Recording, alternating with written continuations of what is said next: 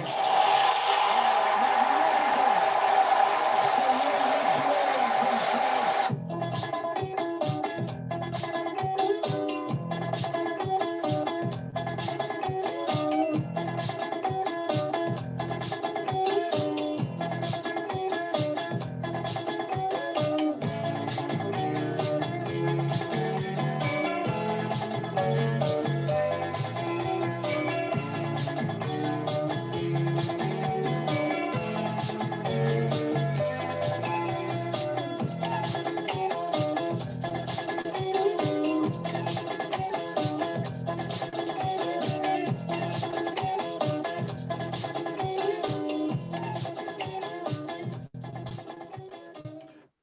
And there we are. There is the man. A man, so Andrew Strauss with fingers in quite a lot of pies, I suppose you'd say. Well, that's a very nice introduction. Thank you, Simon. I appreciate it. A little bit of a round of applause for appearing in the Virtual Cricket Club.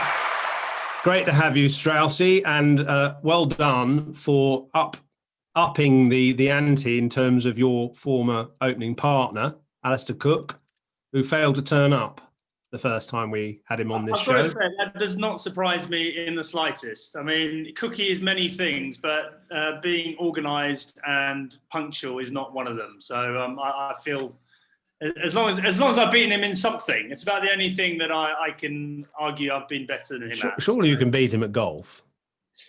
Yeah, I can beat him at golf, actually. That's another thing. And tennis, actually, probably. You've also got to beat him at the quiz later on. How many did he score? I think it was 4 out of 10. It's pretty pathetic, actually. It's 4 out of 10, yeah. Yeah, the only questions he could get right were about sheep. So anyway, another thank you for coming along tonight. I know you're living a hard life at the moment, living it up in Barbados, which is pretty tough. What are you doing there? Well, I came out here on holiday and then realised that there was nothing to come back to, really. So, obviously things went into lockdown and the kids had to do homeschooling. So we thought, well, if they've got to do that, they might as well do it from out here and then we can do stuff in the afternoon. So the only slight drawback is that my alarm is set for 4 a.m. in the morning to get the kids up for homeschool. So that's a bit tough. I was going to say, I'm not expecting much sympathy, to be honest. Well, I was going to say, I knew it wouldn't be to keep an eye on England in Sri Lanka, because that would be 1 in the morning, I suppose. That would be even earlier. But I can see actually the advantages of doing homeschooling from Barbados. And then you've got the whole of the afternoon, because I guess school finishes at midday, does it? Yeah, exactly. So, golf, tennis and swimming and beach and everything. And yeah, look, I mean, why would you ever come back, basically? Well, I kind of feel a bit guilty because I know how tough it is back there at the moment. But we're kind of out here and not marooned because we could get back, but there doesn't seem to be much to come back for right at the moment. So we'll keep enjoying the Barbados rum. And some of you who are listening in might know David Nash, the ex-Middlesex wicketkeeper. He's out here he's not with me, but he's keeping me company as well. So that's good. God, that must be difficult to get to bed then. Right, just before we continue with you, I just want to ask my co-host a question here. Simon, what do you make of this picture? Can you explain this, please? Well, that was taken at about 4:30 this morning in the Strictly Come Dancing studio, one of the Strictly Come Dancing studios, where we were commentating on the first morning of the first Test match. Of course, no one's allowed in Sri Lanka, no media, so Sky as well, and so we're all commentating off television pictures from Sri Lanka, and that's where they put me. So I'm up in Salford at the moment. The BBC studios are just over there. And off we go again tomorrow morning. But it's a wonderful backdrop, isn't it? I couldn't find any of Tough as his sequins or anything like that on the floor. I think your secret, you go off for yoga every Thursday night, don't you? I reckon you're actually going off for ballroom dancing lessons, and this is actually your bedroom. I have to say, if the BBC ever got me to do Strictly Come Dancing, that would be a massive, massive mistake. I couldn't agree with you more. I think I'd fall over the first time, and but anyway, the other thing as well is it's sort of the intrusion into your private life as well, or you don't have your life, do you, for 2-3 months, wherever everyone sort of thinks you're public property. So Yeah, I think best steer clear of that. Not that they'd asked me anyway, but anyway, they stuck me in the studio today, so it made an interesting photograph. Welcome to everybody in our virtual cricket club. Thank you for joining again. Thank you for staying with us through the dark days of winter, and I hope you're enjoying it. Our numbers are swelling. Thank you for supporting the charity as well, Professional Cricketers Trust, which this is in aid of. So thanks for that. Keep telling your friends about it. Straussy, first question to you really is, I know you probably haven't watched much of today's play in Sri Lanka, but what I was thinking was, Sri Lanka bowled out for 136. Yeah. Reminded me of India being bowled out for 36 in the first test. And you, when you took over as captain, being bowled out for 51 in Jamaica. So is it almost kind of a rite of passage to get knocked over for a really cheap score and have a pathetic batting display because you turned that round and became number one in the world? Is that quite a good thing for the team to experience in a way? Is it a good thing to be bowled out for 51? Is that the actual question? I mean, well, India turned it round. I mean, it's not the actual question. I'm just saying. No, it's not a good thing to be bowled out for 51. I think what surprises me actually is that it doesn't happen more often because, I mean, anyone who would have watched that India display and certainly back in 2009 when we got bowled out, you just get this incredible wave of momentum. If you lose 3 or 4 wickets quickly, that you feel like it's almost inevitable that the next ball is going to take a wicket as well. I'm surprised it doesn't happen more often. I think it's one of those things that, I remember being in the dressing room after that 2009 display and just feeling genuinely embarrassed. Like, I can't believe we've done that. And not only is it, embarrassing for us, it's embarrassing for the coaches and English cricket and everyone, all those supporters watching. And obviously it's all being played out in public. Everyone's seeing you. So it's a quite a big, you got to dig quite deep to come back from that actually, because it's a pretty big humiliation. But what it does do is, the next time you go out, you are just so determined to make sure that doesn't happen again. And obviously the next time you go out, the circumstances are always different. The pitch is different. The energy in the ground is different. And, more often than not, you put on a better show second time round. But I mean, isn't it good to get a kick up the arse, really? Yeah, but you prefer that in like a warm-up game or something rather than in a test match. I mean, it was one of our. It doesn't mean anything in a warm-up game, does it? Yeah, I know, but it was one of our big failings in my time with England. The start of a series, we used to get bowled out cheaply. That first innings of a series, and then you're always playing catch up from there. And we could never quite work out what it was. There was obviously some sort of psychological thing going on that we're either too pumped up or there was so much nervous energy or whatever, or we were trying to sort of dominate the opposition. I don't know what it was, but it was incredibly frustrating that we couldn't put our finger on it. And then once we relaxed into the series, we inevitably played better. So it's something you want to avoid because, if you start a series well, if you gain that early momentum, that often carries you quite a long way through the series. There's a question here from Alex Gaywood. He goes straight at it. He says, as a captain, how much do you feel a batting collapse like that comes down to your leadership, was due to your leadership? It was quite a brutal question from Alex. But how much is the captain? I suppose how much is the captain responsible for the team in a batting collapse? I mean, I'll answer that question totally. Well, I would argue that it's nothing to do with you. Anything that goes bad is not the captain's fault, and everything that goes good is obviously. Oh yeah, right. Great tactics. Yeah, right. There's a pig flying above us. Yeah, right. Well, I think one thing for sure is that you will bear quite a lot of the responsibility for it alongside the coaching staff. Certainly publicly, I think in the team environment.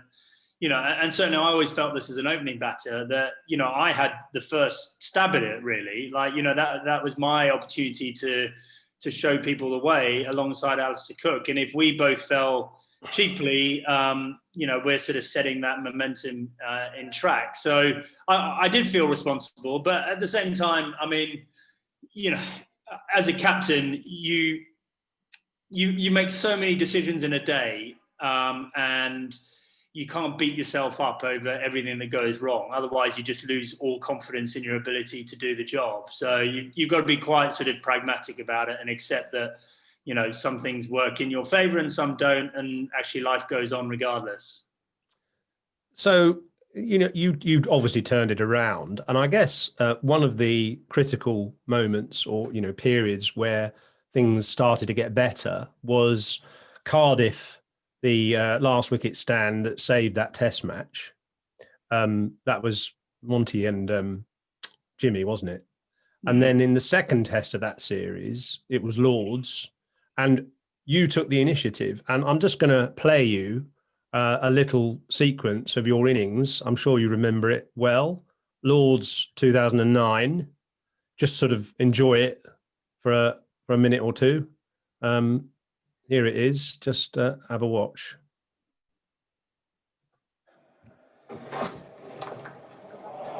Strauss's area, short and wide and cut away. Easy pickings for Strauss, those. Over the four as well. But two straight this time from Johnson.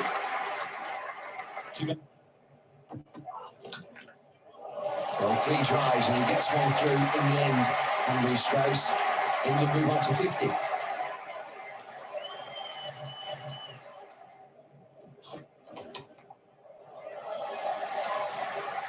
Well, Mitchell Johnson is going to all parts of this Lord's ground. It's a serious problem for him, but it's also a very serious problem for his captain.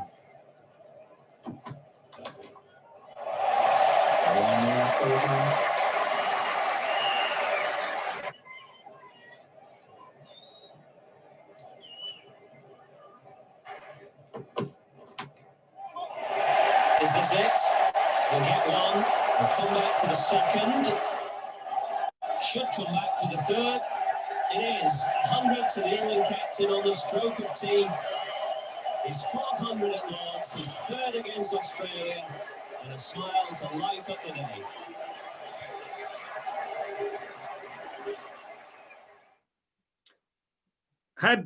Had nobody actually told the Australian bowlers that you liked the cut? Well, I mean, that's the interesting thing, isn't it? But, I was definitely one of those players that if I wanted to score quickly, I was relying on bowlers bowling badly at me. And on that occasion, Mitchell Johnson, was awful. I'm not. He would probably say the same thing. He was short and wide or full and straight, and it just fed my strengths really. So it was a massively important. If you think back to that series, which is a series that I think often gets forgotten about for whatever reason, but that was a pivotal day in that series, having just escaped at Cardiff and played pretty poorly there, for us to grab the initiative and then win at Lords. That was the first time we'd beaten Australia at Lords since the 1930s or something. So it really did wrestle the initiative around, and we managed to win that. I mean, I don't know where you're going next, but we managed to win that series despite, I think, Australia having, the 4 highest wicket takers and 4 out of the 5 highest run scorers in the series. It was an extraordinary kind of heist in a way, and that set us on track for a really, obviously, incredibly successful run over the next couple of years, where confidence just grew and grew in the team. So that day was almost the start of that process. I was just, I'm not going to go anywhere particular, but I was just going to look at apart from delighting in the fact that Ricky Ponting there was sort of playing tennis with the ball, but sailing to all parts, which is quite satisfying. Just there's a nice slow-mo here of your cut, actually. Why were you so good at this shot? A bit left-handed, so I'm a left-handed left-hander, if that makes sense. So most of the other left-handers that you guys will be watching, whether it's, I don't know, Cook or Mo and Ali or whoever it might be, they're right-handed left-handed, so their dominant hand is right-handed, which means that the cut shots generally, they play more front foot drives. Yeah, yeah. I mean, Cook didn't, but you're putting a bit more bottom hand into that shot, so that was always a shot I felt comfortable playing. I mean, when you look at it, I didn't have a particularly high backlift. You'd argue a really good cutter of the ball would probably have a higher backlift than I did. But I sort of played it quite late. And I mean, if you run this on, you'll see that I sort of hit it quite almost when it's past me. And that allowed me to control both where I placed it and to keep it on the ground, really. There, yeah. Yeah. So they're very much your left hand playing the role there, really.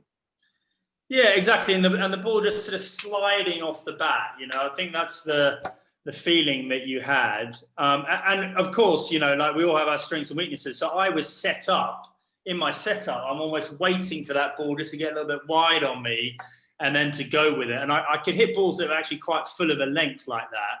But what I wasn't set up quite so well to do was like hit the ball straight down the ground. You can't do both things. And I think, without getting too boring and technical, this is one of the issues with and I felt guilty about it myself in the Sky commentary box, where you say like someone needs to change their technique, they need to have a longer stride into the ball or whatever, they need to hit the ball down the ground.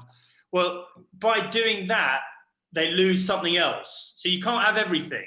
And certainly when you have big changes to your technique, what happens is that you actually lose what your game is. You forget what your high percentage shots are and what your low percentage shots are. So, I would always be reticent to ask players to make too many fundamental changes to their technique.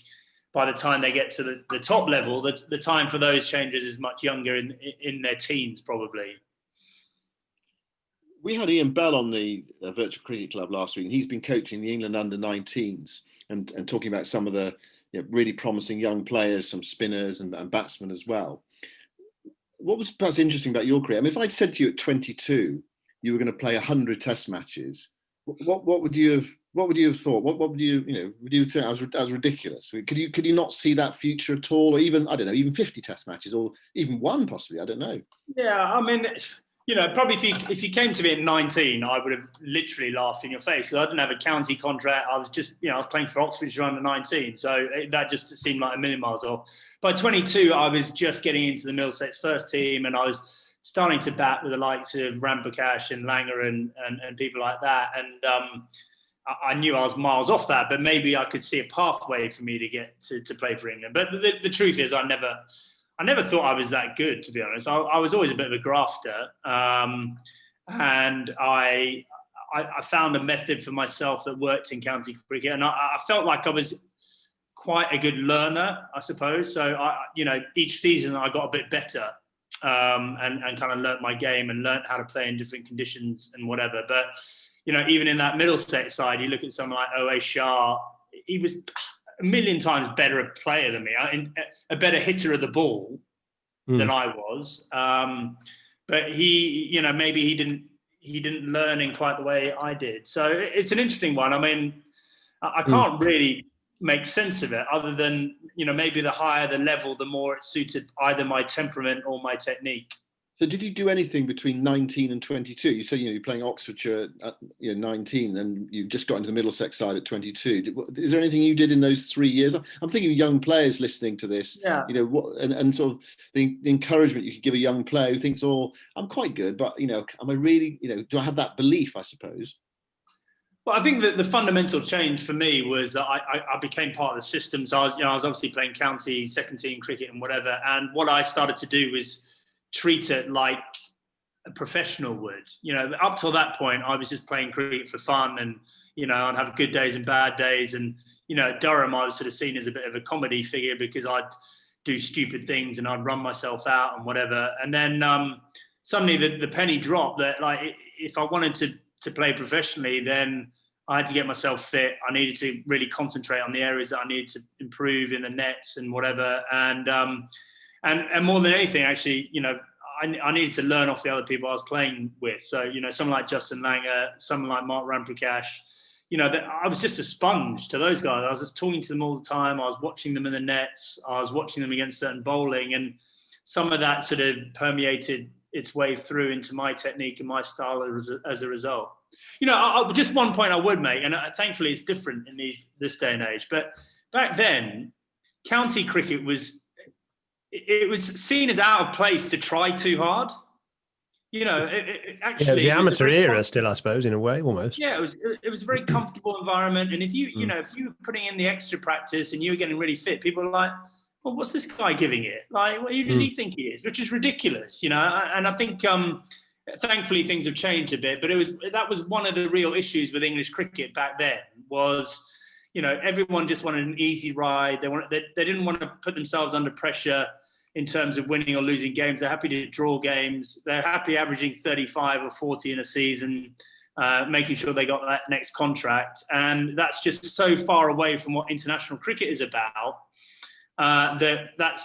We came unstuck when we got in really high pressure situations. Thankfully, that's all changed. So what did you manage to do to affect that conversion in yourself? Because you started out, as you said, as a student, you know, a bit kind of disorganized and unfit and stuff.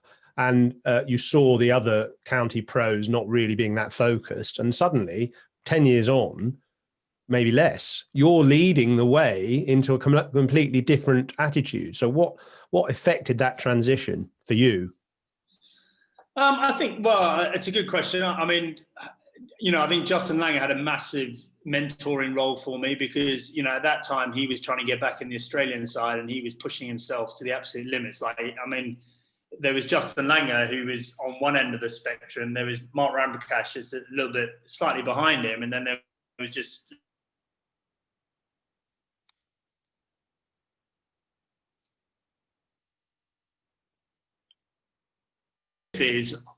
I'm unbelievably competitive. You know, I'm pretty laid back and relaxed, but I hate losing, and I don't like the idea of other people either in other teams or in my team being better than me. I kind of feel like I should challenge myself to be as good as I can be. So I think that was what the drive for me. Sorry, you cut out there. So you said that Justin Langer was on one side of the spectrum, Mark Ramprakash was in the middle, and what was at the other end? Yeah, and then there was this daylight between them in terms of their professionalism and everyone else. And I knew I had to I needed to follow them. But as I was saying, like, I was very competitive. You know, I felt like I wanted to win. I wanted to get 1,500 runs a year. I wanted to be the leading run scorer in the team and whatever. All that sort of stuff came into it. Which, you know, when I was younger, I just never used to think like that. It just sort of developed over time. Interesting. Yeah, I mean, it's a fascinating revelation, actually, in a way. I've never heard anyone say this before. That, you know, that actually there was a sort of anti-excellence. Well, my whole book's about it. My whole lot of Hard Yakka's all about it. I mean, in a way, you know, I remember Mike Atherton reading it and saying it's all fiction. I said, no, it's not exactly what happened. I mean, there was the attitudes were appalling. You know, my first, the closest I ever got to play for England, right, was a trial match at Trent Bridge in 1981 against Sri Lanka, in fact. And I was really excited because it was a test trial during the Ashes of 81. They were looking for another fast bowler to play in the Ashes of the fourth test because there was some injuries. And I was really kind of keyed up for it. The night before the game, we stayed in a hotel in Nottingham called the Albany. And I was kept awake all night by nighttime activities with men and women, including members of my team, in the next room. And then sort of graphic demonstrations about what happened in the warm-ups the following day. And that was a test trial, you know, I mean... Yeah, but that, okay. But that was the 1980s. By the time Strauss was playing in the 2000s... You know, but he started in the mid-90s. He started in the late 90s. Central contracts, you know, that come in. And, you know, there was a greater professionation around English cricket. Well, they were just, I mean... Central contracts were just coming in then. That was the start of them. And when was that? Was it 99? 99, yeah. No, 99 it was. Yeah. Yeah. But I think there was just those old prevailing attitudes, you know, still very kind of hierarchical in the dressing room in terms of the senior players running the show. And, and to be honest with you, I mean, it's a much better now, but I still think county cricket lags a long way behind international cricket in terms of professionalism. You know, people still, you know, in some counties are still going out during games and having a few beers and whatever, which in international cricket, that hasn't happened. That hasn't happened for quite a long time now. Do you think that, I mean, has that dented the fun of it? People say, and you may hate this, but I mean, people say cricket's a game. Should a professional cricketer not look at cricket as a game?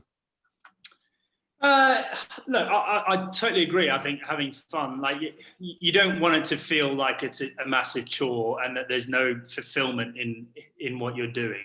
And nights out at the right time, absolutely the right thing to do. But I mean, I think it's very hard to make an argument that going out and getting lashed in the middle of the game is what you should be doing if you're being paid to do that sport, like, and they're asking for you to give your best every time. Like that, I just, football's moved on from that culture, rugby's moved on from that culture, cricket mainly has moved on from that culture, but it's still got a little way to go in some instances. Let's move the story on, because you brought together this team and this collection of backroom staff as well, or this collection of backroom staff came together with you to form the team that won the Ashes in 2011. So we're 10 years on from that. Amazing, isn't it? Actually, exactly 10 years on from that sort of famous day when you all sat around in Sydney, reenacting the experience of the campfire in Germany a few months before. And can you just sort of put your finger on the key things that happened? I mean, I remember one thing when we did that book about you winning the Ashes in 2011. You talked about the camp in Germany, and I remember one word you said: bricks, holding bricks for 4 hours, one in each hand, and just the kind of intensity and hardship of that camp. What were the blocks that built towards that success? Yeah, I mean, I think the camp was a vital part of it, actually. And I know they tried to sort of do it in later series and didn't work. But the reason we did that camp was we knew how tough it was going to be to win in Australia. We needed to be resilient, and we needed to kind of push ourselves to see how far we could go. So carrying those bricks around for 4 or 5 hours with no sides to the bricks, so there was literally just a rectangle, and you had to hold on to them like that. I mean, it was horrendous. But the real gold dust was actually, and I think I referred to it in the book, was towards the end of that, when they'd sort of beaten us down to within an inch of our lives, and we were sleep deprived and just feeling awful. We were sitting around a campfire, and Mark Borden, the team psychologist, started introducing a conversation around, what share what drives you, and what your who you're playing for, and all this sort of stuff. And I think just because everyone was so tired, for the first time ever, they started letting their guard down, and people started talking about, actually, I'm not very confident. I pretend I am. I'm not very confident. I worry a huge amount about my place in the team and whether I'm good enough to be in this team. I'm doing this for my family rather than myself. All this sort of stuff came out that we'd never heard from the players before, and what we were actually doing was being vulnerable to each other, and as a result, it just brought us so much closer together. And that particular tour, that closeness doesn't last forever, but for that particular tour, we were incredibly tight and close. We'd had this shared experience in Germany. We built up the resilience. And then also, I think we had a really good balance of teams to win in Australia, and some really, I thought on reflection, some really good tactics that worked well in Australia that perhaps people hadn't expected us to employ. What did you discover about KP on that camp then, if anything? KP got a sore calf halfway through that camp. Let's just put it that way. Right. So he went home. He found bits of it tough. So that told you something about him, maybe slightly physical, but also mental.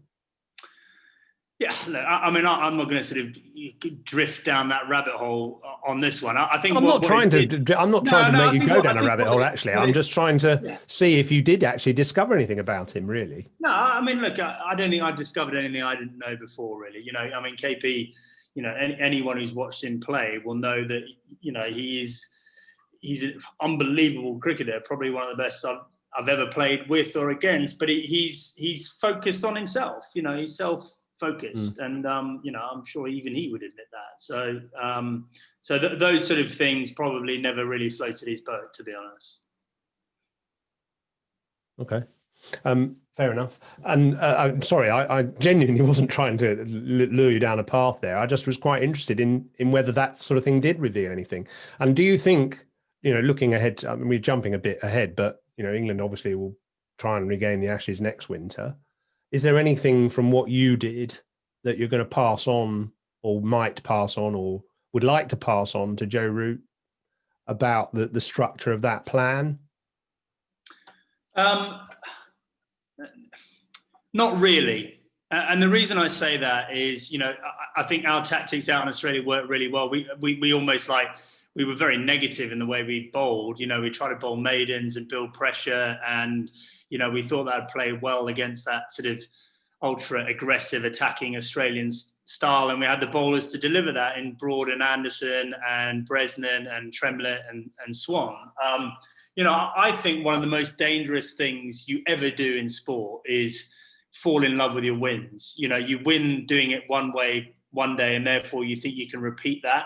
Sport isn't like that. Sport is dynamic in nature. Nothing's ever the same. It always is shifting and changing and moving.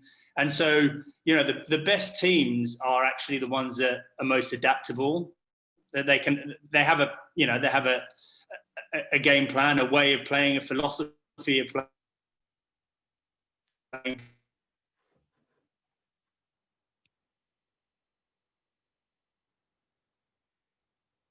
You ever felt this, Yoza? But one of the things that always had me scratching my head in when I was playing cricket was those sort of planning meetings that you'd have where you talk about as plan A to this batsman is to bowl here and plan B is to do that, and if we bat first we're going to do X, Y, and Z, and then you get out there in the middle and actually it never seems to follow what you think it was going to. Everything seems slightly different, and then you sort of review it and you go, oh, we should have done X, Y, Z. And the more I think about it, the more I like this idea of having a philosophy, but really challenging players to think on the spot. I think that's the only way to get consistency in high level sport. Well, actually, I remember in that series there was all these plans to Mike Hussey. Nathan Lehman and others had probably come up with these plans for where he was strongest and where he was weakest, and that he got 140 in the first test and 80 in the second or something. And when he got to Melbourne, and there was obviously plans to bowl a particular way to him. You got to Melbourne, put them in 98 all out, and he was second ball, Anderson off stump, bit of movement, nick off naught. Kind of go back to basics. Sometimes paralysis by analysis, I suppose. Yeah, I mean, I'm not saying you shouldn't have that analysis and stuff, because I think sometimes it's quite revealing. But I just think what we need to understand in sport, and I think actually, this is just my general philosophy. I think we've gone down the wrong track in a lot of sports.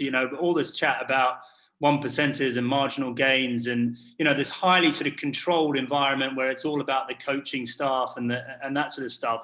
That is not my experience of high level sport. My experience of high level sport is there's so many things out there that you can't control, that you have to trust the players to be able to not just trust them. You've actually got to challenge them every day to think for themselves.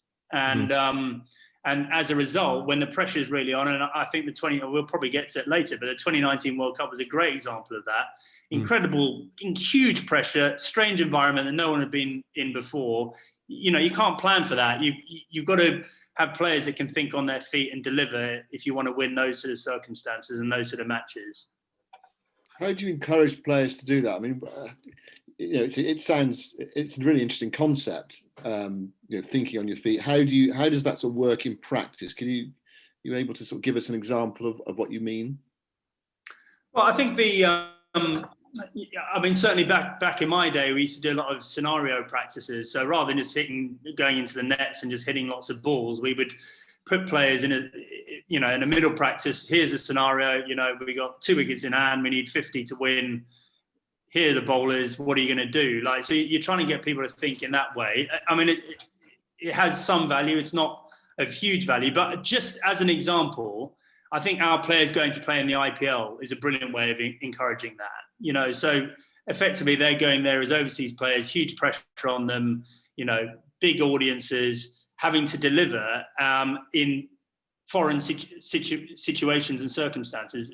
That's encouraging them to think for themselves without a massive team of support staff and analysts and stuff from the England environment behind them. So I think our instinct often in sport is we need to control everything we can, and therefore we need more knowledge, we need more analysis, we need more coaches, we need more backroom staff.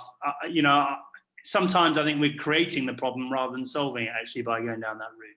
So have you changed your mind about something like the IPL? Initially, did you think, because there was that time when KP wanted to go to the IPL, didn't he? I know he had to play. There was England were playing at the same time, so that that becomes an issue. Is that something that you've developed in your own thinking? Actually, no, this is the right thing to do. I can see that now, or is it something you thought previously, but it couldn't happen?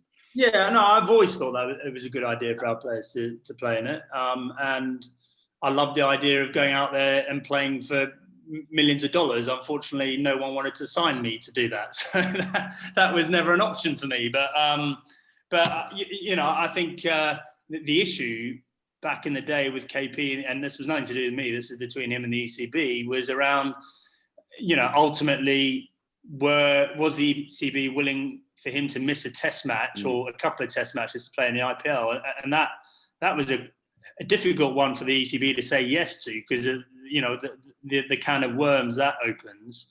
Subsequently, obviously, we've moved our summer later and later, so players don't have to do that in the same way, and I think that's a good thing for everyone, actually. Before we get onto the World Cup, just talk us through this ball. You know what this is going to be, don't you? Ugh. This stage of the day, and there's been so often that he has got a wicket in the last over, even the last ball of the day's play.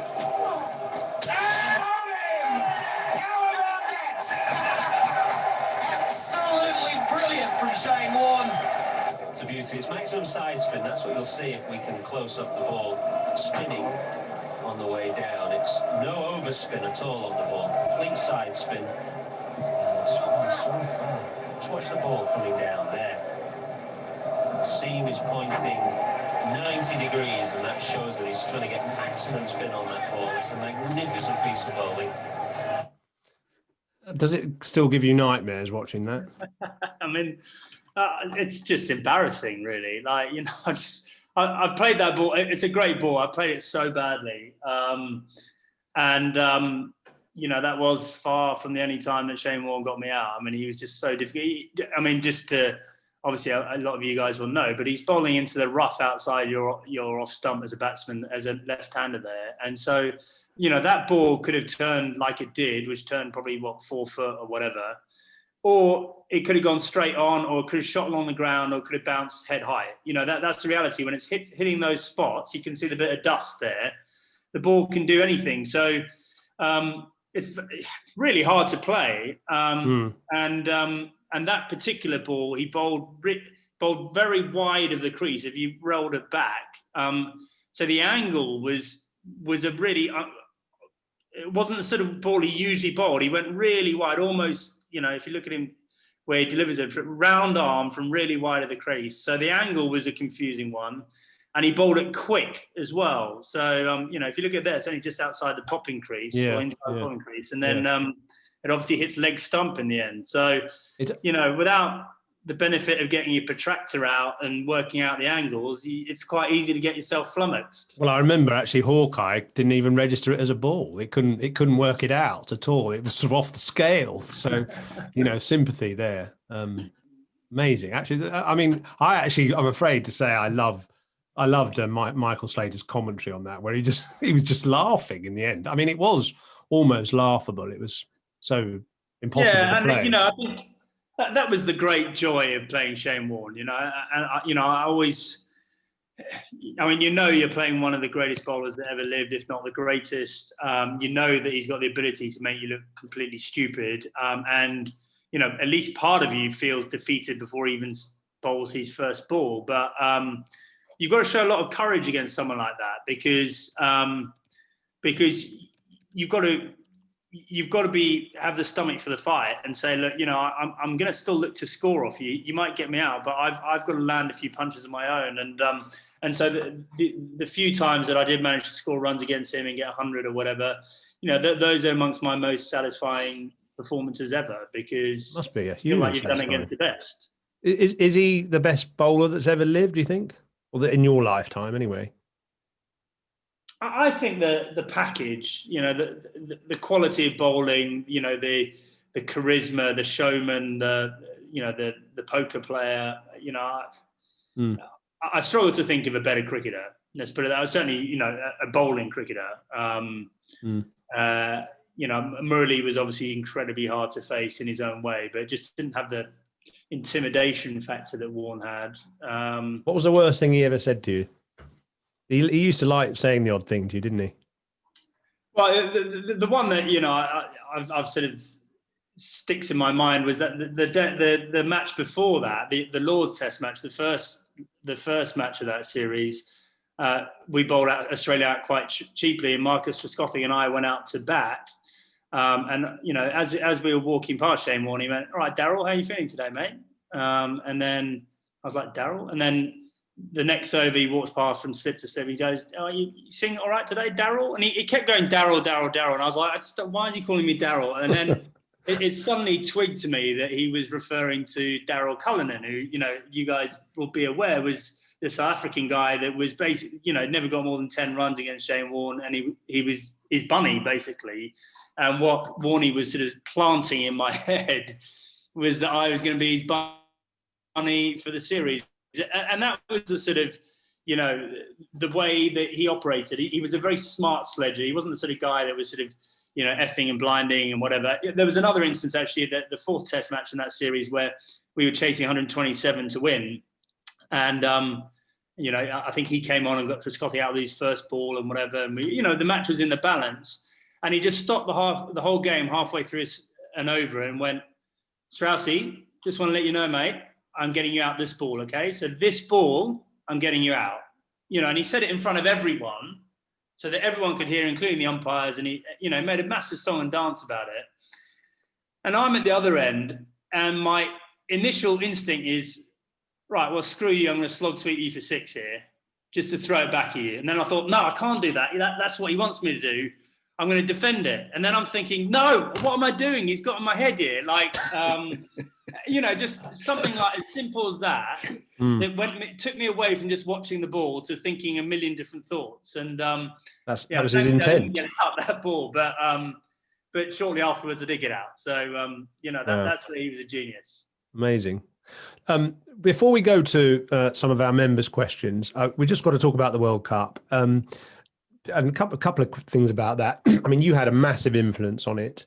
You changed your mind, or you changed, in fact, not your mind, you changed the country's mind about the approach to white ball cricket. So why did you decide to try and change people's minds and attitudes about it? And what did you see in Bayliss and Morgan in particular that could take the program forward? Yeah, look, I mean, it didn't take a rocket scientist to work out that our method of playing white ball cricket couldn't be successful. I'd been in 2 World Cups. We've been, horrendously poor. I'd seen the World Cup in 2003. I'd seen the World Cup in 2015. And we were playing a different game that just, it was literally impossible to win the World Cup playing that game. So, it was very clear to me that in order to win the World Cup, you have to go and win it. You can't hope to not lose it. And that meant you had to be able to get on the front foot, put the other team under pressure, be comfortable in playing that high tempo, aggressive form of cricket. And then I also got Nathan Lehman to do some analysis on past World Cup winners. And the real sort of stat that came out was, there were 2 things. Number one, no team who hadn't been in the top 3 in the world had won it. So you had to be a very good team and believe deep down you're good enough to win it. But number 2 is all about batting. It's about top 7 strike rate and average. So, to really focus on the batting and be as proactive and as aggressive as possible seemed like a good way to approach it. And then, I think when it came to appointing a coach, I really didn't want it to be about the coach. I wanted it to be about the players. I wanted this idea of the players thinking for themselves. And so I wanted a coach that, was going to be calm in the dressing room and a sort of supportive coach, but also B, one that had a very strong white ball record. And so Trevor Bayliss sort of ticked all those boxes. In some ways I was surprised by just how quiet he ended up being. I thought that maybe he would, over time, he would maybe take on a bit more. But what it allowed, I always feel like leadership's like a thing that someone takes it. There's never a vacuum, right? So, if the coach isn't playing the strong leadership position, someone else will. And in this case, it was Owen Morgan. And I think that was a really healthy environment. The captain was playing a strong leadership position, that the coach was supporting him alongside the other support staff. And so Owen Morgan in that World Cup final, he was comfortable making decisions. He'd been doing that for 4 years. He wasn't relying on Nathan Lehman or Trevor Bayliss or anyone else to tell him the tactics. He was following his own intuition and his own gut feels. Just going back though, to the transformation, you'd won the Ashes in Australia, which obviously was a huge highlight of your career, plus getting England to #1 as a test team, which again was a massive achievement. But what flipped you into thinking the World Cup was important? Was it the fact that 2019 it was in England? Was it the fact that you could see the sort of changes in the game happening and people were excited about white ball cricket? Why was it important to win a World Cup? Well, I mean, there are all sorts of different levels to that. I just felt like we were missing the train, like the cricketing train, the sort of momentum in cricket was all with white ball cricket around the world, and mainly T20 cricket, but also 50 overs. And, I always felt like we valued Test cricket because we love the tradition of it, but we also valued it because we were never any good at white ball cricket. And so it was like that thing that's what separated us from the other teams. And I just felt like the way the game was moving, we had to move with the times, and we had to set the ambition to be world's best in both Test cricket and white ball cricket. Whereas previously, up to that point, we really didn't care about it. We cared about it at World Cup time, but other than World Cup time, it was a way of blooding youngsters. It was a way of seeing, what our next generation Test cricketers might be like. We just never approached it in a strategic manner, really. It was always an afterthought. And, I just felt we couldn't afford to do that anymore. I think that the World Cup being in England was a massive driver as well. And plus the fact that England had never won it, I suppose. Yeah, exactly. And it's always nice to try and set your stall out to do something groundbreaking and pioneering. So that all played into it. But, and I think actually when we look now with the introduction of the 100 and, all these domestic T20 competitions and whatnot, our players are coveted. Like, everyone wants our players to be playing, which is a brilliant place for us to be. It's such a short time scale, the improvement we've made in such a short time is extraordinary. It shows we always had it there. We just didn't have the right philosophy. Just remind us where you were on World Cup final day. Did you feel part of the occasion? I mean, was it a strange experience for you, having sort of brought about the change, but not being in charge anymore? It was, very bittersweet. I was there working for Sky, so I was definitely very much part of the occasion. I did, obviously I would have loved to have been in the dressing room and being right amongst it. And, I felt very close to the whole thing still. But, obviously I'd given up that role because of my wife getting ill. And, there was a sense of perspective there around it as well, that I'd sort of been driving myself to win this event. But actually, there's so many more important things in life. But, it was an incredible, I think in my mind's eye, when I imagined starting that project, I had this vision in my mind of a full house at Lord's, England in the final of the World Cup there, the buzzer in the ground and all that sort of stuff. So just to actually see it transpire was was extraordinary. It was probably the greatest game of 50 over cricket of all time. And we won it. Like the truth is, if we hadn't won it, we would have been glorious failures, wouldn't we? And so those margins are so small in sport, and obviously just delighted that it all went the way it did in the end. By the way, that was a rehearsal for your appearance in our documentary, because we're doing a documentary on it, and you're definitely going to be interviewed. So good. You're in. Okay. Right. So shall we get some questions, Simon, from the people who've been patiently waiting? I don't know, Noughts, if you can zoom a couple of people up, fade a couple of people up, or whatever. I've got a list here. KG was one on my list. Keith, I know you're known as Keith, really, or that's kind of your real name. Are you there, and do you want to ask your question? Sure, thanks. Hey, Andrew, how you doing? Hi, Keith. How are you? I'm good, thanks. Very well. All the way from the United States? Yeah, right outside New York. So I just wanted to get Andrew, ask you, what was the role that analytics played as you're building up to the World Cup in 2019, from the beginning of the journey to where you ended up? You alluded to a couple as you're answering that question, but I was wondering if you might be able to expand a little bit on that.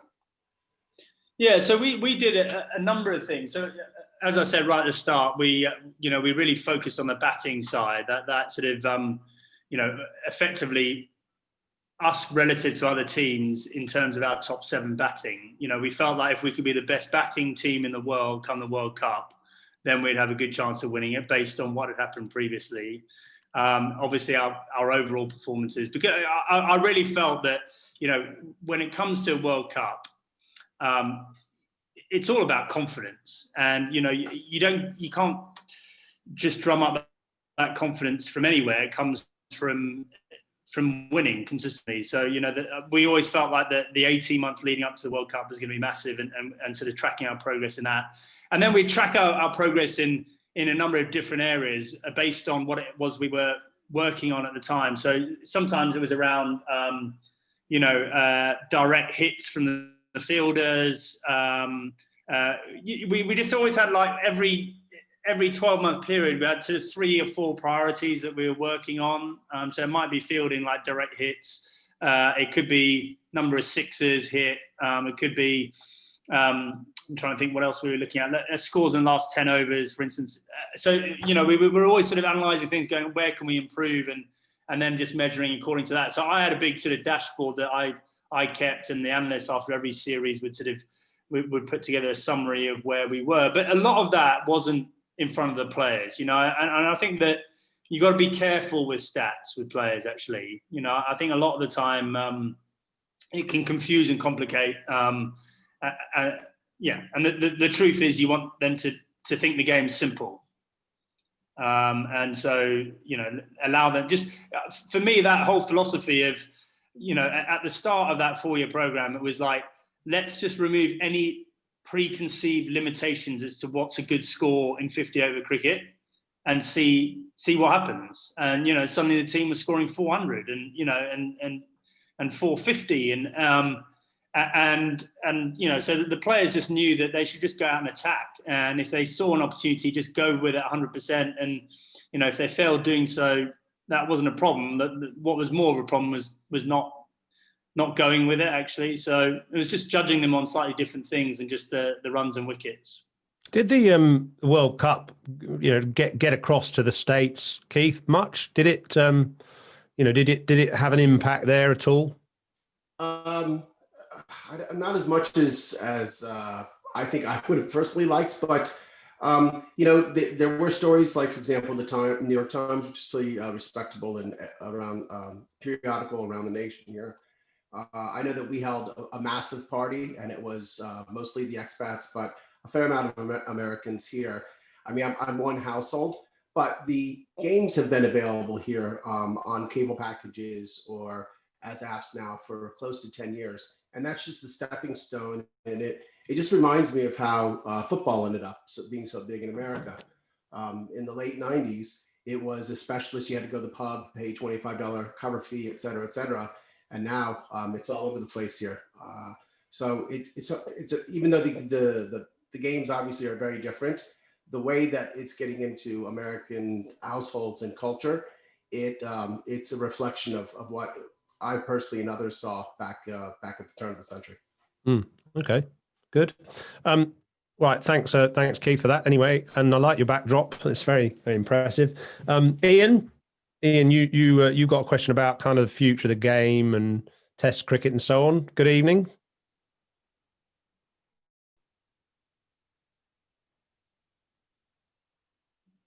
Don't know if you can. Hi, Andrew. Welcome. Good to see you. Thank you. You coming? Yeah. A group of us on the WhatsApp group had a lively discussion at the weekend about the pettiness of some rules, bad light, taking lunch breaks when there's hardly been any play in the morning. And doesn't the pandemic provide us with an opportunity, an ideal opportunity to sort some of those irritating things out with a view to attracting new viewers? Yeah, I think that's a really good point. I mean, you see it very differently. The odd bits of commentary I do, you see the game as what it really is, which is a form of entertainment. And when you're playing on, you obviously see it from a slightly different perspective, which is, it's a game that you want to win and you don't want to be disadvantaged, et cetera, et cetera.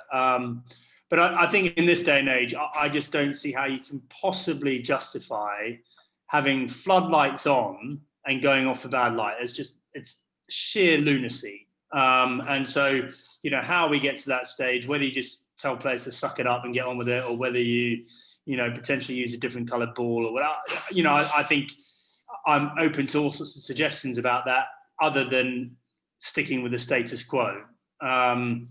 And lunch breaks and things like that. I mean, I think it's very hard for the ICC because they've got to put some regulations in place, and any individual circumstance sometimes makes those regulations look stupid. But I think you should give a bit more power to the match referees and the umpires to use their common sense. If I'm honest with you, that's probably not a bad way to start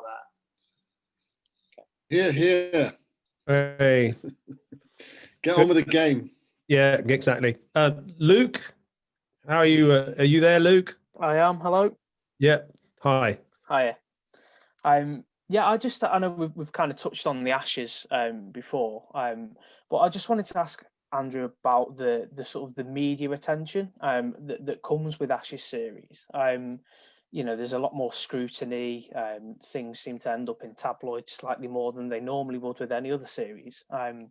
I was just interested to know how that affects the players and the squad. Does it have do they read the things that are put out there? And how does that really, does it affect the squad maybe as much as we think it might do? Yeah, I mean, I would argue it probably affects them more than you think. So if you just for a moment just allow yourself to think you're representing England in an Ashes series, the truth is that your career's on the line, your reputation's on the line. You have the opportunity to do brilliant things that you'll always be remembered for. And you think about Stokes and Beefy and all that sort of stuff. And then alternatively, there's the Steve Harmison ball that, there are all those things that live long in the memory. And so before the start of a series, you are so tense and nervous and concerned and worried and excited and everything, and all wrapped up into one. And of course, an Ashes series is the ultimate zero-sum game. Like, you either win the series and you're heroes, or you lose it and people are losing their jobs and whatever. So, depending on how that series pans out over those 5 test matches, the range of emotions is extraordinary. And I think what that Edge film did really well, those of you who've seen it, was lift the lid on exactly what particularly Jonathan Trott was going through, but what we all go through to one degree or another. It is, you are digging as deep as you possibly can, and if you come through, it's that feeling of, like, I don't know, that elation that you nearly drowned, but you didn't drown, and you're glad to be alive. And likewise, if it doesn't work out for you, you feel genuinely awful. And I've been on both sides of that. 2006 Ashes horrendous for the team. I played poorly, didn't sleep at night, was grouchy around my family and whatever. It's brutally tough. And, I remember my first ever test match, Graham Thorpe coming up to me and just saying, it's called test cricket for a reason. It's, if it was easy, they'd call it easy cricket. And, that's the reality. It's a very, very tough thing to do. One of the interesting things about an Ashes series, is a really good question. One of the interesting things about an Ashes series is that, and this sounds odd, you never quite know what's going to happen in sport, but I would say certainly the last time England went to Australia, I was absolutely convinced they were going to lose, and I'm absolutely convinced they were going to lose heavily.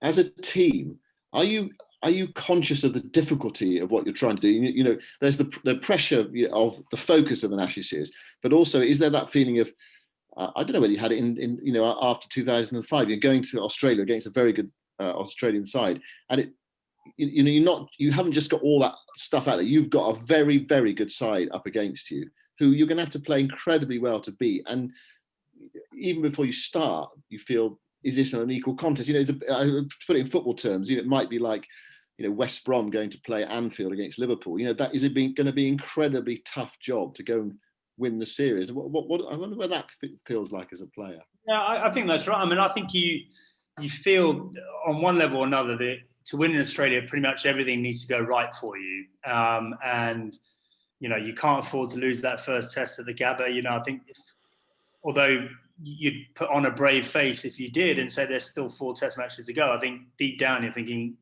the journey back is so far from here. And so, us getting out of jail in 2010 was crucial. But it's oppressive, and the Aussie media get on your case, like ours do to them over here. And the momentum just builds and builds. And as you say, actually, when you look at it, Nathan Lehman used to do these stats that we didn't show to the players. But the truth is, going into that series,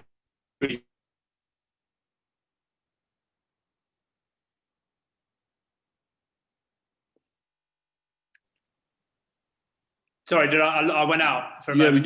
We just lost you there. It was a really interesting point you were making. Yeah, no. I think Nathan Lehman's stats. Yeah, I think that he said that Australia had like a 76% chance of winning the series. That was in 2010. So you're up against it. You lose that first test. So I think the last series without Ben Stokes, you had that sort of dreaded feeling before it even started, didn't you? Really? Yeah.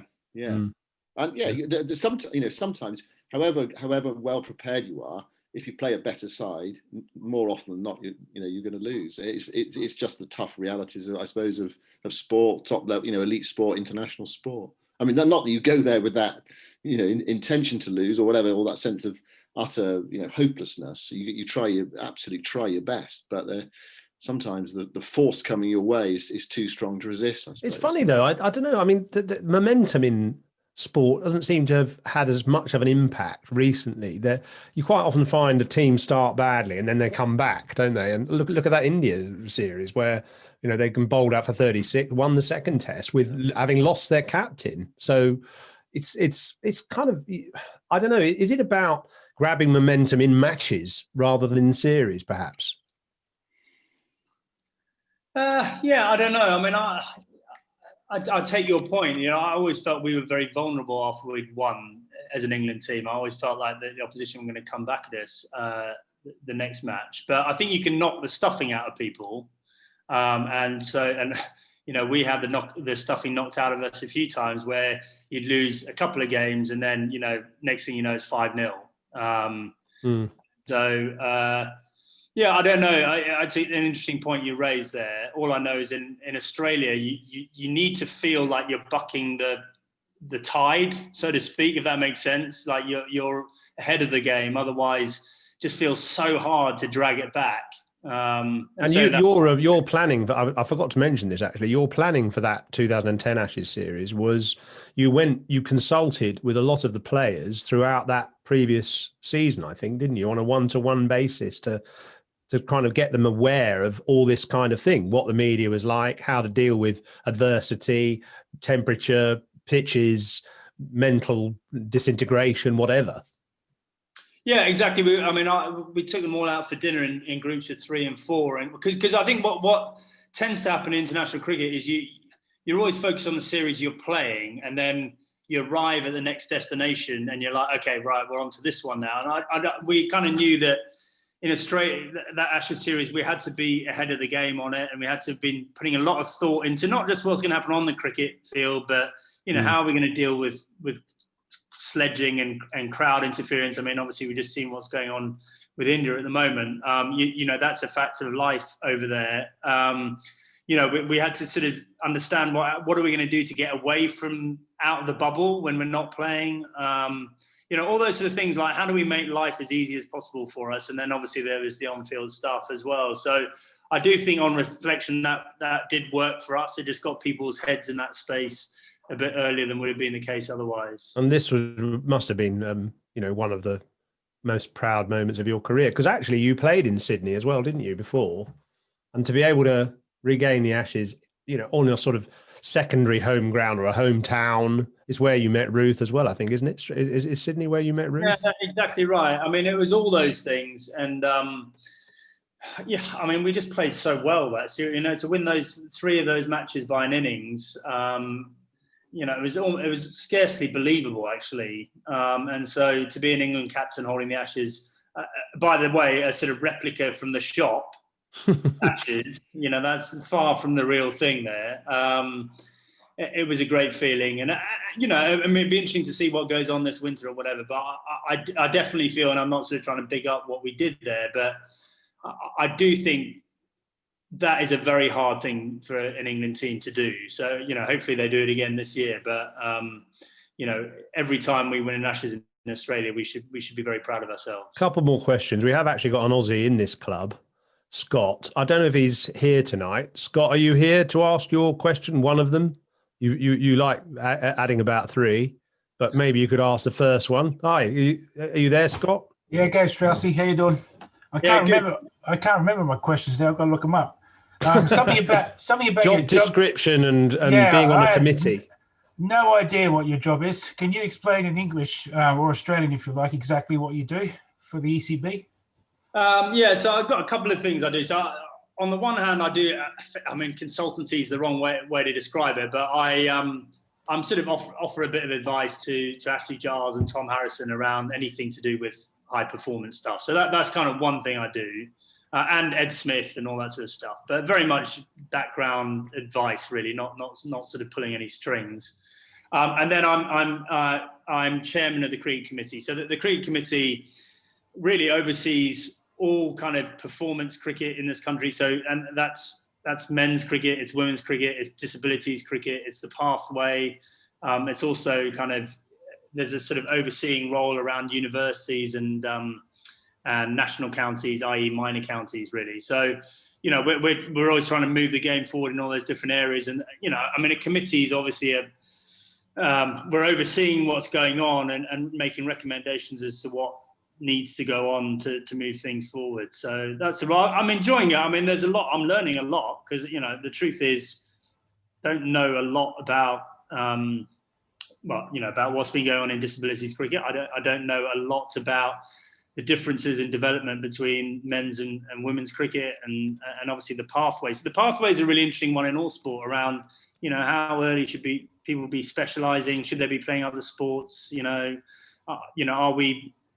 Are we drilling the right things into people at the right age and all that sort of stuff? So I find it interesting. I'm not hands-on. I'm just sort of chairing that committee, but it keeps me in touch with the game, which I really like. And Scott, you've got another question, the third one of your list, which is quite interesting, slightly different tack, but about the LBW law. Do you want to ask that one? Yeah, I was a leg spinner, Straussy, so I used to hate it when the ball was hitting the stumps and the umpire saying not out, pitched outside leg. I never understood that rule, even if it hit in line with the stumps. And I do think that lefties in particular have an advantage to the right-hand bowler with that law as well. I think it's archaic and needs changing. My belief is that if you hit in line with the stumps and the ball's going on to hit the stumps, then you should be given out, regardless of where it pitches. What are your thoughts on that? He's a bloody batsman. Yeah, I mean, I don't like the sound of that, quite frankly. Well, of course you don't. You're so biased. Yeah, I tell you one thing though. One thing I do think is ridiculous is leg buys. I've never understood leg buys really. You know, I think that feels wrong I to think me. he's dodging the question. Yeah, I think you're sitting on the fence. I'm not sitting on the fence. I don't agree with it. Like, you know, and I think actually that pitching outside leg, that would lead to all sorts of weird negative tactics from teams. So yeah, I wouldn't agree with that. But yeah, I don't know. I've never liked the leg buy thing. I don't understand it really. Surely, certainly against spin. I mean, the amount of times that players now play the reverse sweep against spin. You know, so what if they pitch it outside leg? They just switch around and become a left-hander or right-hander and hit it in the other direction. I think maybe they should change the LBW law for spinners and not for quick bowlers. They are. How about that? Well, I mean, maybe, but spinners are obviously getting huge advantages from DRS as it is. Yeah, true. Yeah. I don't know if you need more advantages. I mean, look, I think the great thing about the game is it's always evolving and it's adapting and it's changing.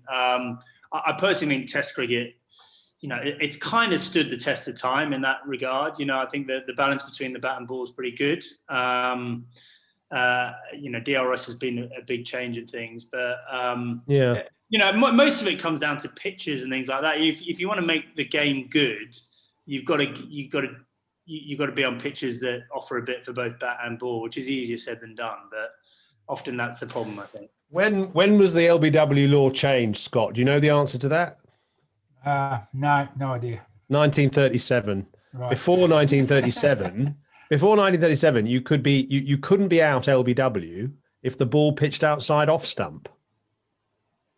Imagine that. So Bradman just played back, used his pads as a second line of defence, and he was only out LBW 3 times in his first 10 years as a Test player. And 2 of those times he was in the 150s. So that, you know, the LBW law hasn't been changed since 1937. Anyway, we could delve into that forever. Scott, thanks for your question. Right, should we do the quiz, Simon? Yeah, I think it's that time when we sort of conclude our evening with our guest. It's quiz time. 10 questions. Well, we've started a new leaderboard, Stracey. We had a winner at the end of last year, which was Jack Leach and Sophie Eccleston, who actually came on the Virtual Cricket Club together. They got 8 out of 10. But last week, Ian Bell set the mark for 2021 with 7. So you've got 7 to beat to go top of the leaderboard. And the quiz it's a question. It's about yourself. It's about how well do you know yourself. How well do you know your cricket career? And just a reminder, Alistair Cook got 4. He's our lowest scorer so far. And his best answers are about sheep, and he didn't know too much about cricket. Okay, Yoz, cue the music. So cue the music. So this is how well do you know yourself?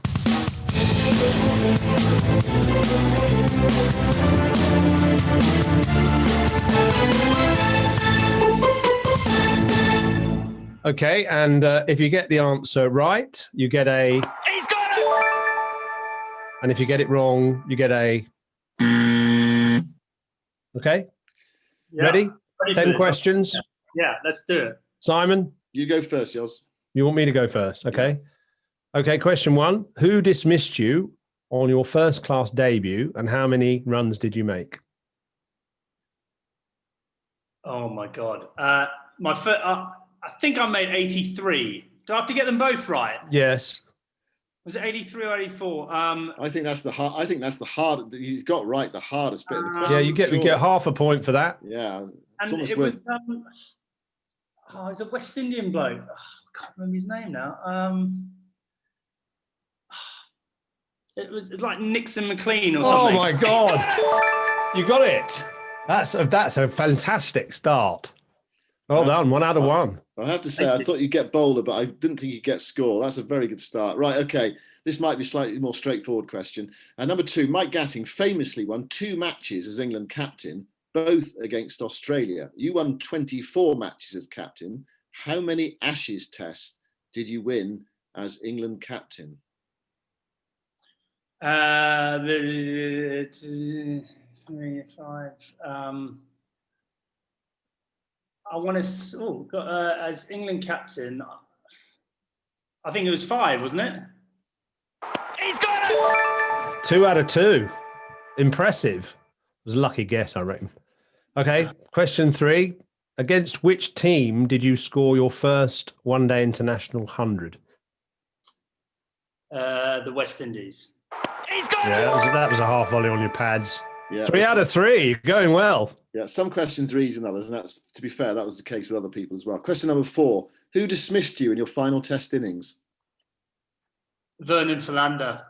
Oh dear, that's He's got it! God, that was too easy, wasn't it? 4 out of 4. I guess you always remember that. This And is how going are to be a you bit out? harder. This will be a bit harder. How are you yes. out? LBW left a straight one. Of course. Horrendous. What a way to finish his career, leaving a straight one. Unbelievable. Anyway. Question 5. Question 5. What was your highest T20 score for England? Oh. 33? Bloody hell. He's got it! You're an anorak. I thought that one would sort him out. Anyway, question number 6. It's 5 out of 5. This is impressive. Right, okay. This is a Yoz question. What item of casual dress did you get most ridiculed about? Presumably by your fellow teammates. Are England teammates Yoz or Middlesex teammates? Middlesex teammates more. Middlesex teammates. Yeah. What item of casual dress did you get most ridiculed about? I actually don't know the answer to this. I don't know. It was. I want to say either boat shoes or like rugby jumpers or something. Oh, He's got it! I'll give you that. I'll give you baggy, loose-fitting jumpers. Okay, yeah. Yeah, I'll give you that. That's not bad actually. Okay, so, and why did you always wear them? Well, it's just that was what we did at Durham as a student, didn't we? And I just hadn't. I was a bit out of place in the trendy Middlesex dressing room.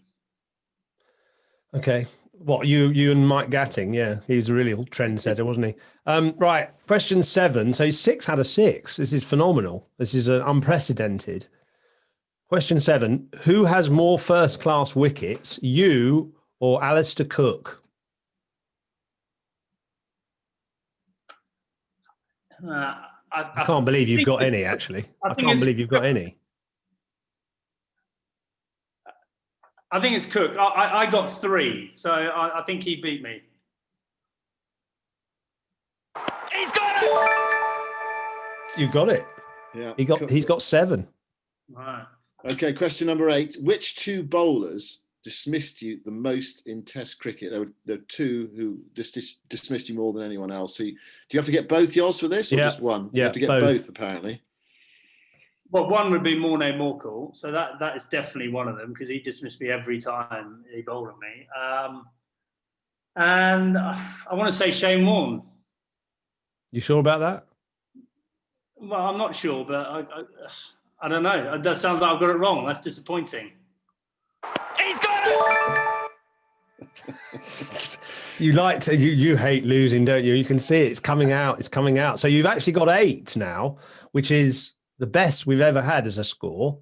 And if you get one of these last 2 right, then you're up there with you're on top of the list. Okay, Simon? Oh, it's me, isn't it? Yeah. Question 9.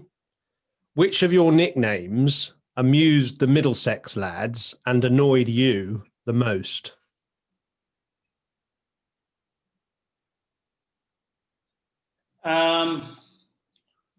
I don't actually. Again, I don't know the answer to this.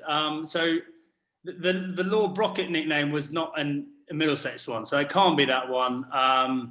So I'm going for Mayorman.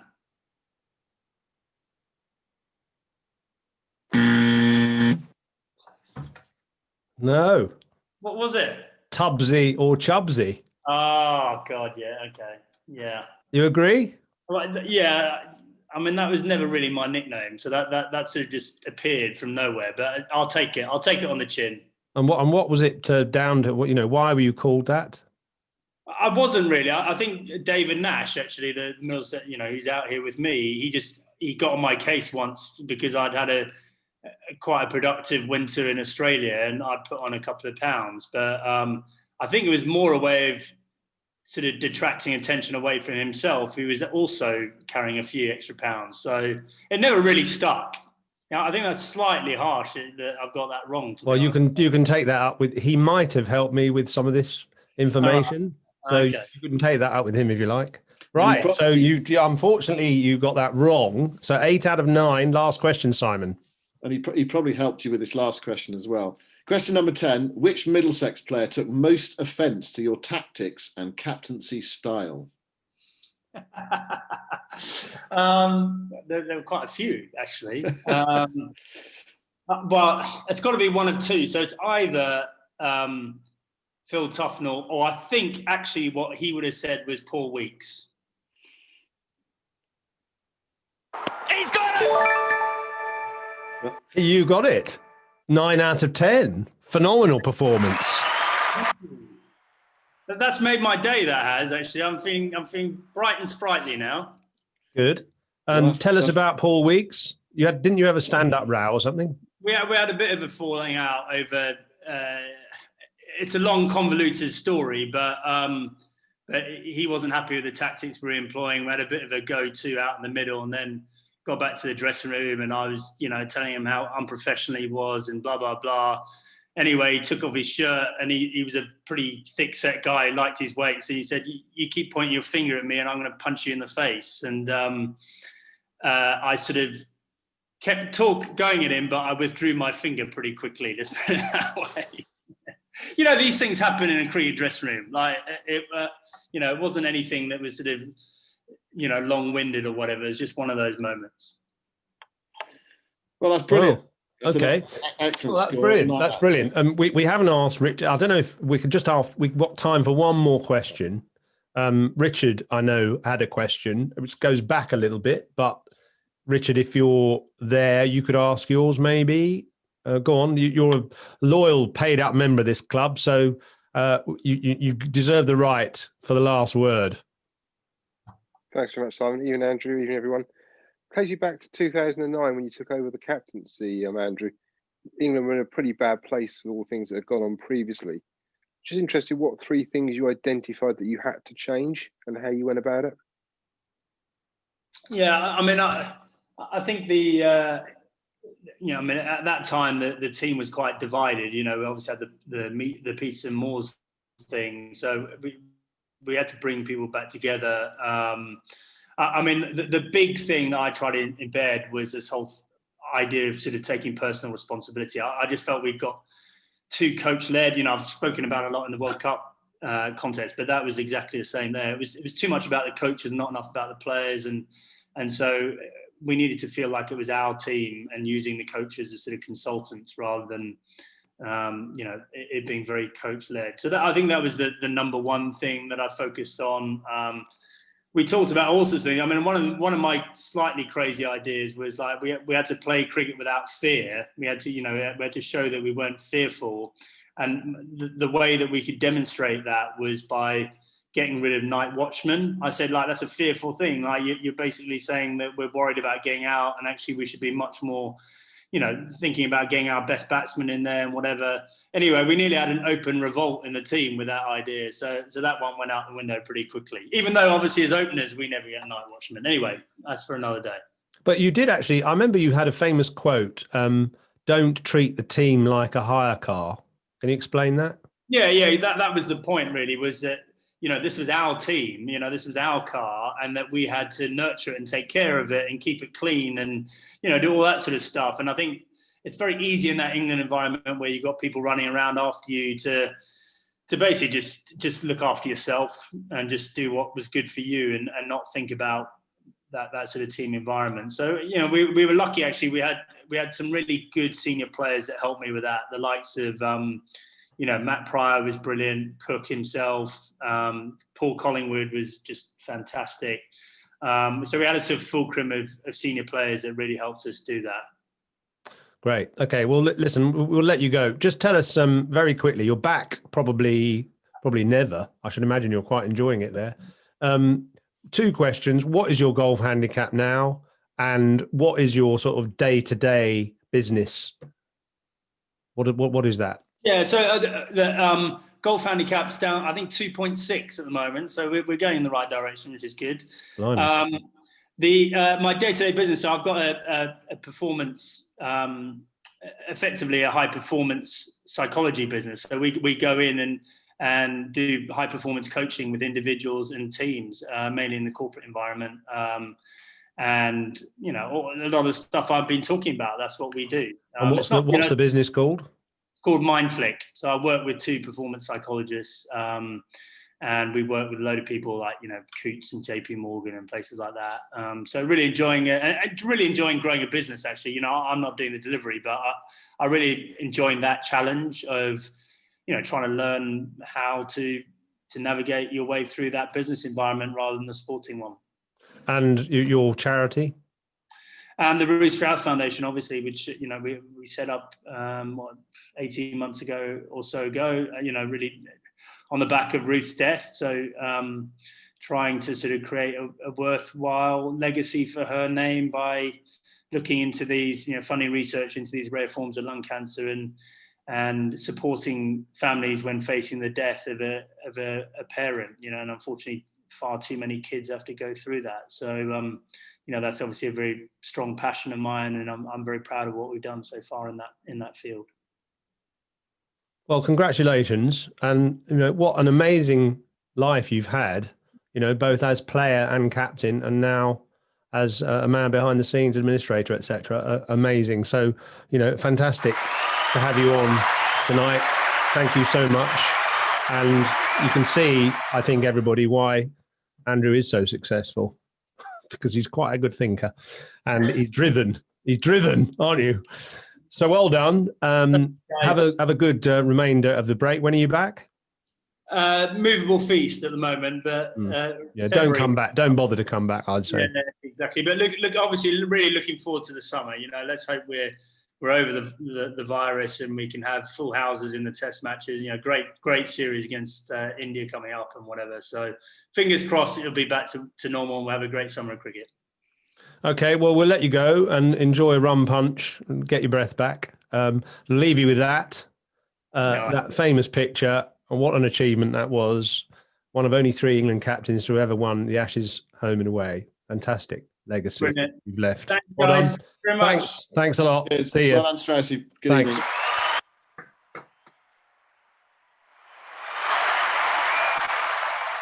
Well, Simon, thank you for that. And you go as well, because I know you've got to get up.